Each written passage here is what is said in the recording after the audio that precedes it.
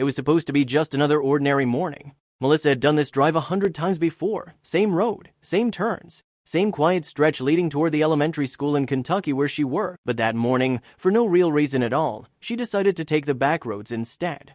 That single decision changed everything. As her car rolled along the narrow road, something ahead caught her eye. At first, her brain refused to process it. It looked like movement. Slow, unsteady, wrong.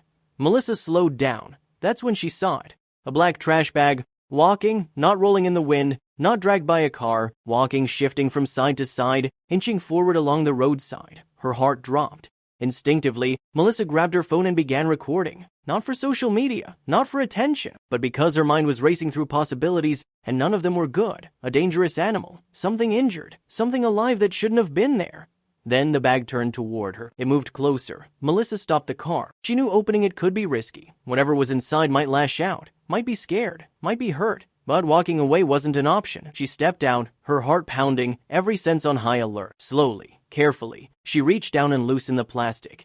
And then she saw him. Inside the bag was a tiny puppy.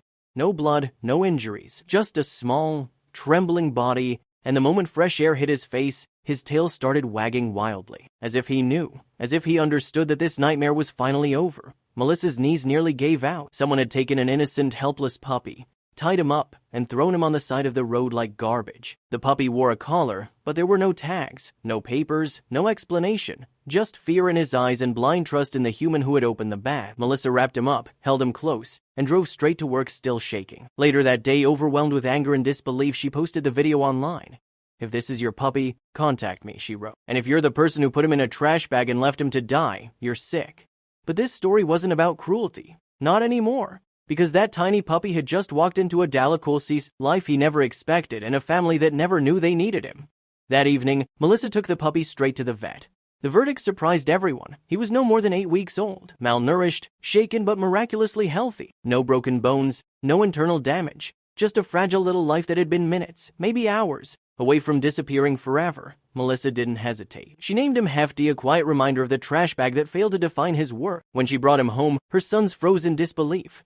What started as shock turned into laughter, then joy, then instant attachment. Hefty followed them everywhere, tail wagging non-stop, as if trying to make up for the love he'd almost missed out on. Meanwhile, authorities began investigating. Animal control, the sheriff's department. Questions with no easy answers. Who could do something like this? Who looks at a living soul and decides it's disposable? But Hefty didn't care about answers. He cared about warm floors, gentle hands, full bowls, and the simple miracle of safety.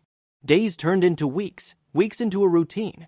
Hefty grew stronger, braver, louder. The fear in his eyes slowly faded, replaced by trust, the kind that only animals can give after surviving the worst of humanity.